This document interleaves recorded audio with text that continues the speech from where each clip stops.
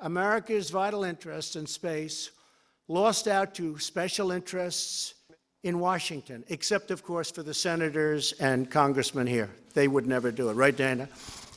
But all of that is changing. We know that. My administration is reclaiming America's heritage as the world's greatest spacefaring nation. The essence of the American character is to explore new horizons and to tame new frontiers.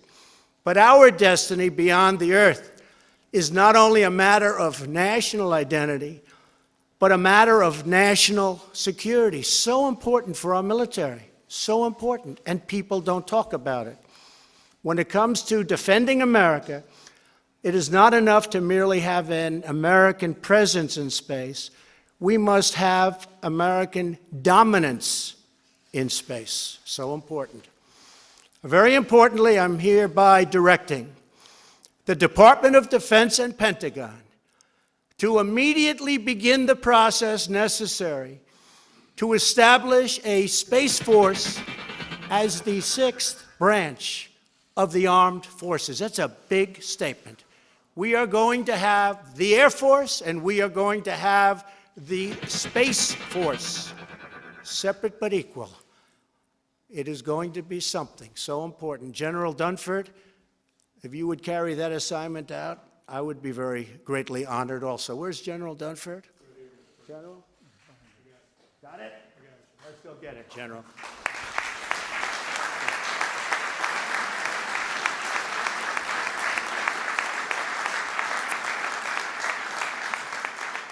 But that's the importance that we give it.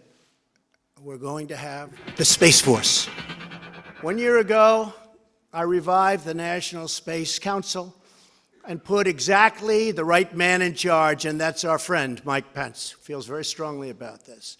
And in December, I signed a historic directive that will return Americans to the moon for the first time since 1972, if you can believe that.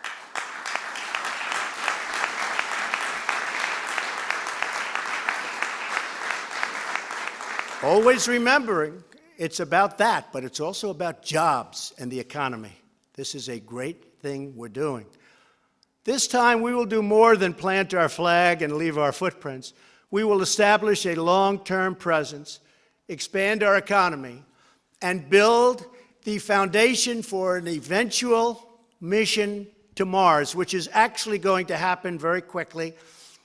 And, you know, I've always said that rich guys seem to like rockets. So all of those rich guys that are dying for our real estate to launch their rockets, we won't charge you too much. Just go ahead. If you beat us to Mars, we'll be very happy, and you'll be even more famous. But they do like, explain that. Where's Eric? They do like rockets for some reason, huh? They like those rockets. But you know what? As long as it's an American rich person, that's good, okay? They can beat us. We'll save a little money and they can beat us, and we're taking full credit for it. Don't worry about it. But we'll be setting aggressive timelines, challenging old ways of doing business, and we will be expecting real results. And we are making our incredible facilities, okay, available to these people that have been doing so incredibly by themselves on rocketry. So you're invited. The rent won't be high. I am instructing my administration to embrace the budding commercial space industry. We are modernizing out-of-date space regulations. They're way out of date. They haven't been changed in many, many years. And today we're taking one more step to unleash the power of American ingenuity. In a few moments, I will sign a new directive to federal departments and agencies. They will work together with American industry to implement a state-of-the-art framework for space traffic management. But don't let it get too out of control, please. We know about what's going on with a lot of other rules and regulations. By the way, we've set the all-time record in history of this country in cutting regulation. So when I hear about that, I get a little bit tenuous. Be careful. Don't get too carried away. But we've cut more regulations than any administration, whether it's 4 years, 8 years, or 16 years in one case. We've cut more regulations than any other president in history. And I actually think that, along with the massive tax cuts, I think that the regulation cutting may have even had more of an impact on the economy. It's been incredible. We have regulation. We have a lot of regulation. We have good regulation. But you don't need 20 years to get rejected from building a highway. We can reject you in 2 years or 1 year. We have it down from 17 years down to 2. We expect to get it down to 1. And if it's not good, we're going to reject. But it's going to be a fast rejection. You're not going to go an entire lifetime only to find it's not going to be built. 2 previous administrations tried and failed to develop a system to deal with congested conditions in orbit. We are finally going to get it done. It's going to happen fast. 1 year from now, our nation will mark an important milestone in human history. Half a century since Americans first stepped off the Eagle and onto the moon. That was a big day, right? In that magnificent moment, the American astronaut embodied the incredible spirit of America, the confidence of a cowboy, the skill of a fighter pilot, the ambition of a scientist, and the courage of a true, brilliant, tough warrior. They bounded fearlessly into the unknown to be there first. They did the impossible because they knew that together there is absolutely nothing Americans can't do. When we get together, there's nobody even close. Now we are ready to begin the next great chapter of American space exploration. This is a very important day. This is a very important gathering. A new generation of young people seeks to challenge, really challenge hard, to get their talent and their skill to work. And now we're giving them a forum and a platform from which they can put that genius to work. Legions of welders and metalworkers, scientists and engineers stand ready to build a powerful new rocket and gleaming new spaceships, and that goes with all of the other things that we're building in our country. Our nation of pioneers still yearns to conquer the unknown, because we are Americans and the future belongs totally to us. Once more, we will launch intrepid souls blazing through the sky and soaring into the heavens.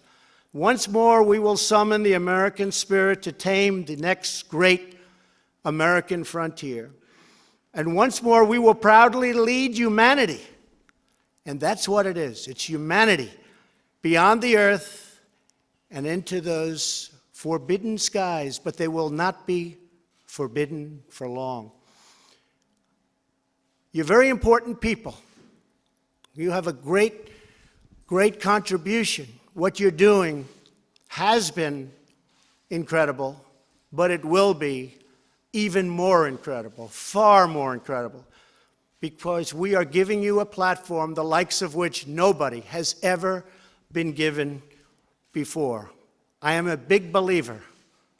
You will go out there and you will take that frontier, which is largely unknown by man or woman, and you will learn everything there is to know about it. And what you're doing is so important. Remember, economically, militarily, scientifically, in every way, there's no place like space. Good luck, General Dunford and the Joint Chiefs. I want to wish you a lot of luck with Space Force, but that shows how important it is. Congratulations on your tremendous success, but you're going to have far more success right now. Thank you very much. Thank you. Thank you. Thank you, Mark.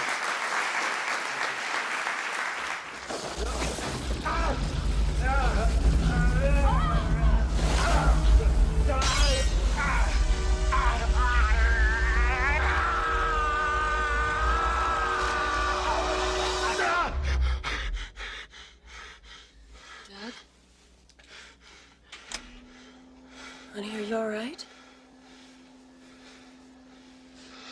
You're dreaming. Doug? Is it about Mars?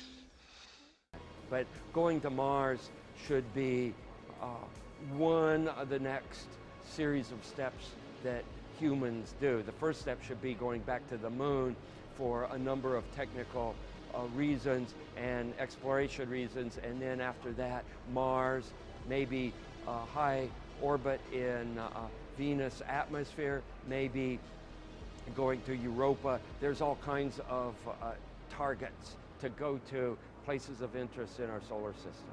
The only limit to human future is in our own imagination.